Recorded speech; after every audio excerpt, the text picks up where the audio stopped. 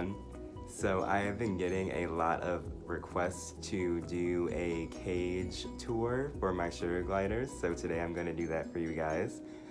Behind me I have their current cage setup that I have going on. This is the Double Critter Nation. It is 3 feet long, 2 feet deep, and about 5 foot tall. And then on this side, I have the original cage that I adopted my first sugar glider in. This is what she came to me in. This is the Start R cage by Pocket Pets. It is about 18 by 18 by 24. So a considerably smaller size compared to the one that they are currently living in. This is the first cage that I was given with my baby, and as soon as I saw her in it, I knew that she needed something bigger and better because sugar gliders are animals that require a lot of space and a lot of different things to keep them entertained throughout the night because they are nocturnal, so you have to have a lot of different stimulation and things to keep them active, and not only just that, but also keep them healthy because without physical exercise or activity, sugar gliders can become quite overweight. So living in something this small would not be suitable for one, let alone two. So I knew immediately that I had to upgrade her. And from a lot of the things that I have heard, Pocket Pets as a company overall isn't the best when it comes to sugar gliders. They do have some good products, but their cages are definitely not suitable for adult gliders. They have on the website that it can house 2, but in my personal opinion, I feel like this type of cage could only house a joey, and that would be temporarily.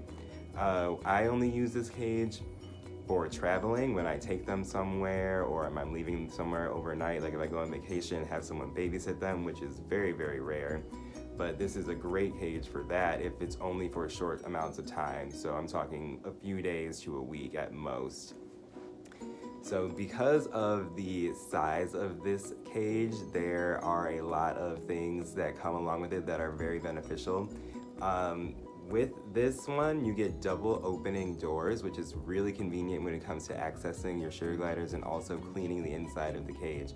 And having double opening doors makes it very easy to get things in and out, such as wheels, toys, water silos, hammocks, and pouches, all of that good stuff. So I'm going to be showing you guys how I have the cage set up, give you a little tour, and then maybe at the end of this I will also talk about the importance of having a large size cage compared to the cage that a lot of mill breeders or people who are uneducated about gliders will recommend to you, and what you should go for instead to make sure your gliders are living the best life that they possibly can.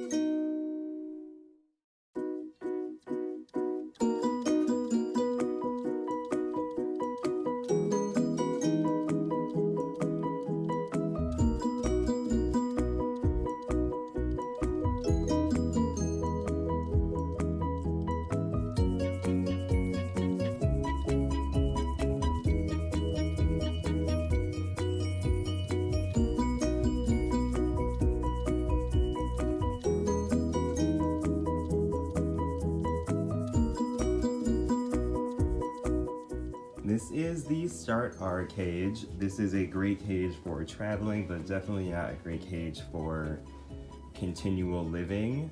It is 18 inches by 18 inches by 24 inches, so not a whole lot of space, but if it's for a short amount of time, it is okay. It comes with this latch attachment. If you can see, it's just a wire that goes around this way and attaches to the inside so that your gliders cannot push nor pull their way out, because sugar gliders are known escape artists, so it is very important to have secure doors. So I'm going to show you how that works. You push in and you pull up and then it's open.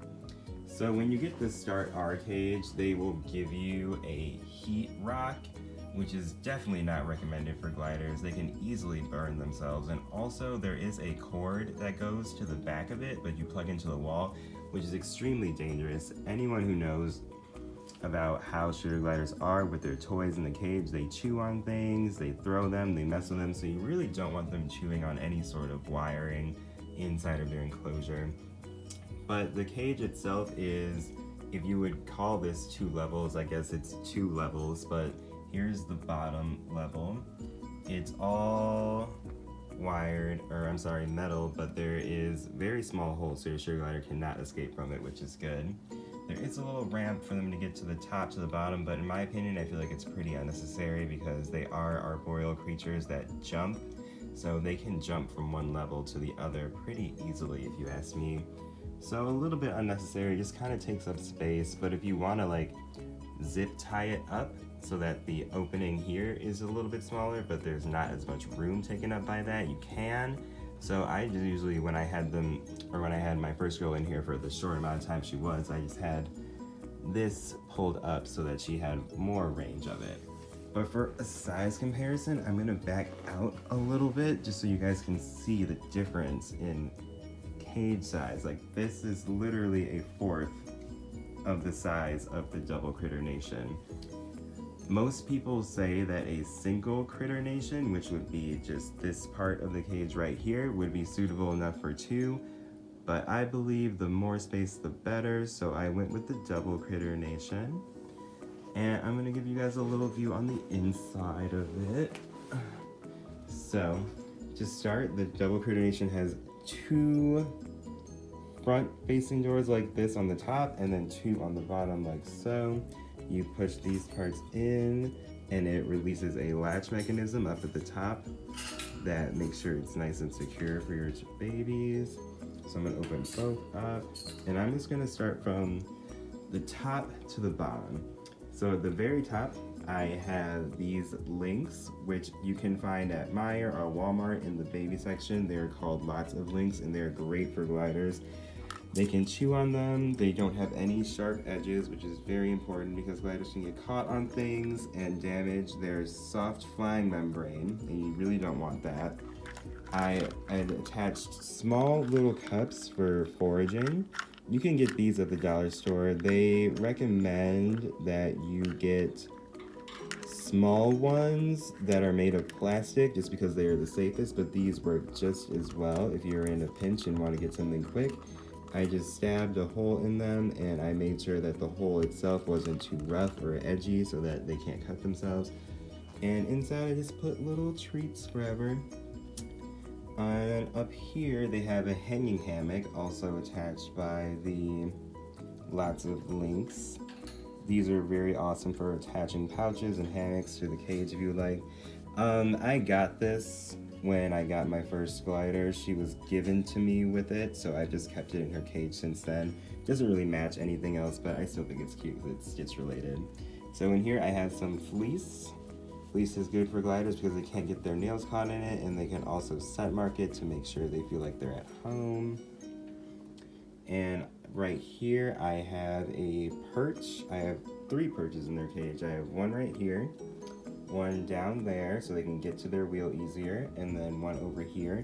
These perches are for birds and they're made for sanding down nails. They aren't flavored or anything, so my gliders don't really chew on them or have like the desire to, but it's super important to make sure you aren't using mineral perches because they can start chewing on them and eating them unnecessarily when they don't really need to be.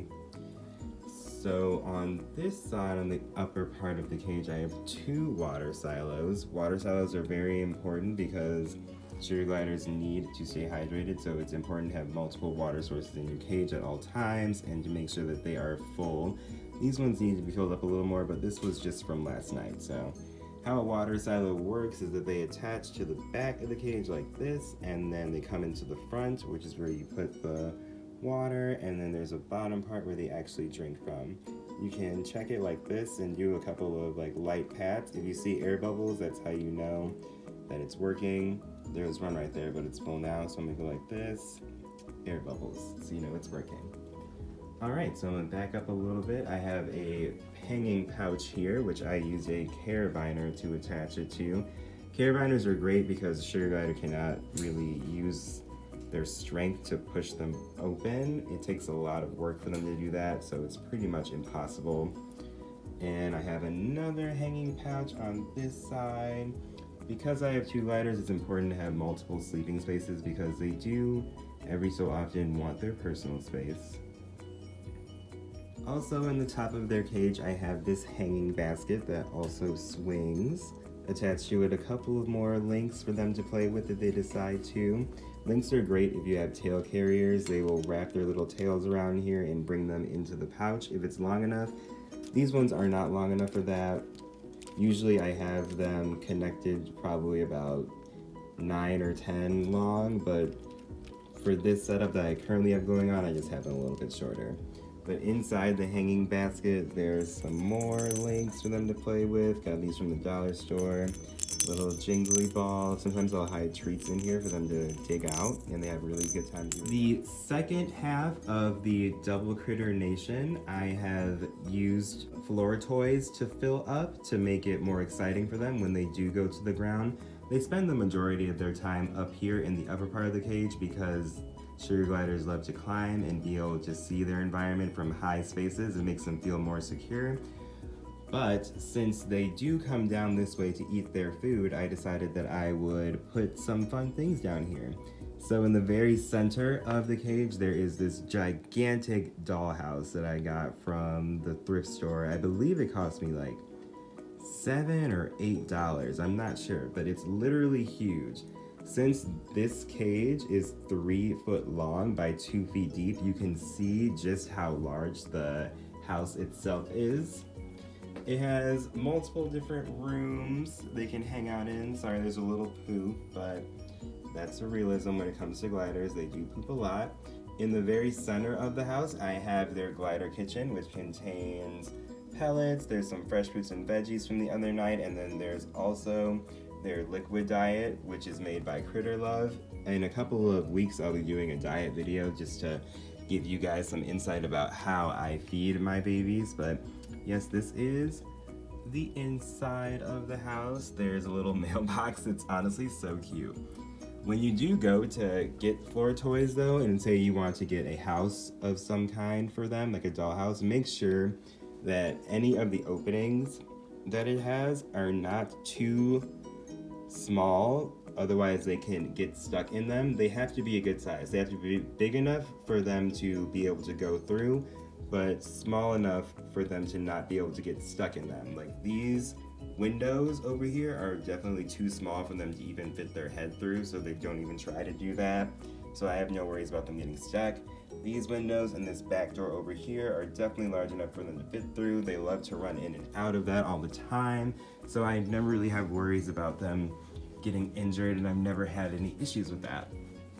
Down here there's another opening which leads to the back of the cage. They'll go in and out of these windows and doors and then just run up to the very top through the back, so that's really fun for them. On the bottom floor I have a couple of play things for them. There's a Littlest Pet Shop here. There's some Easter eggs.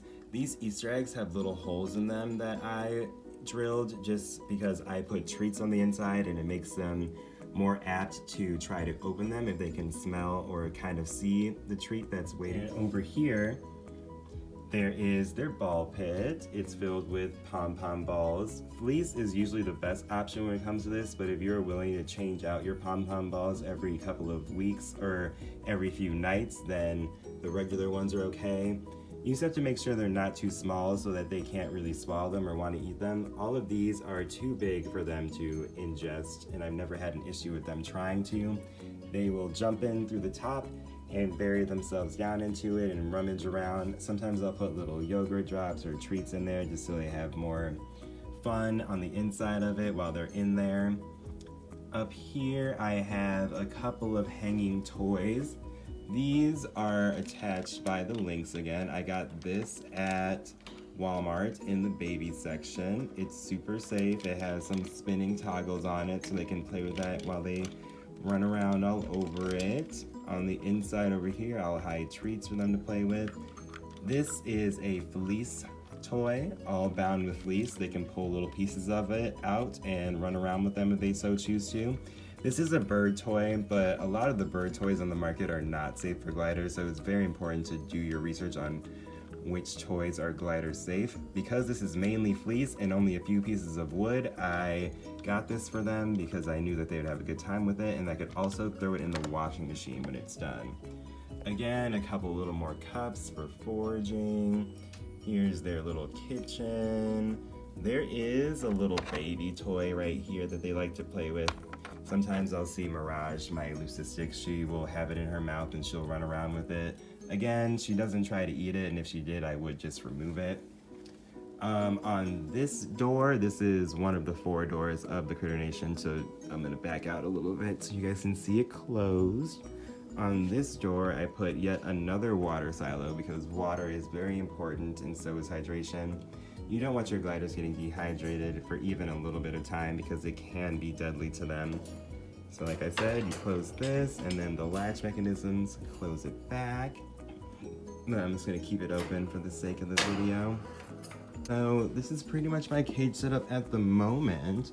This does change from week to week as I do cage cleanings and decide what I feel like I would like it to look like. I do a lot of variations of the setup and moving things around.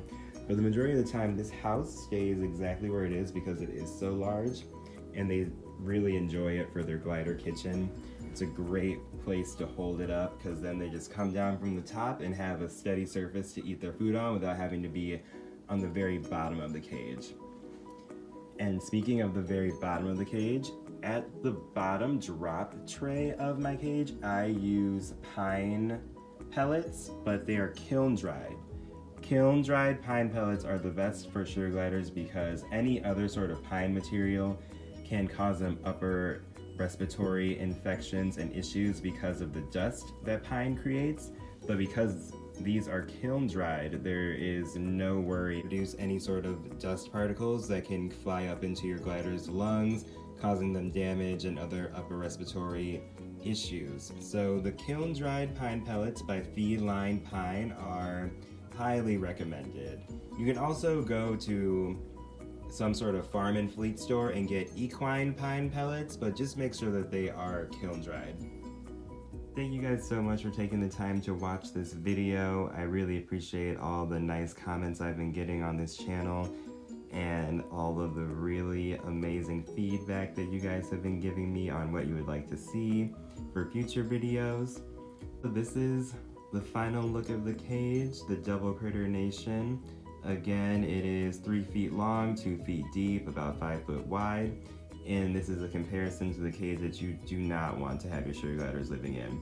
A lot of times you'll see this as the cage that a lot of people have, and that is just not okay. It is not enough space, not enough room, and there's no way you can get all of the things that your sugar glider needs, like multiple water sources, wheels, toys, glider kitchen, and all that in this small space.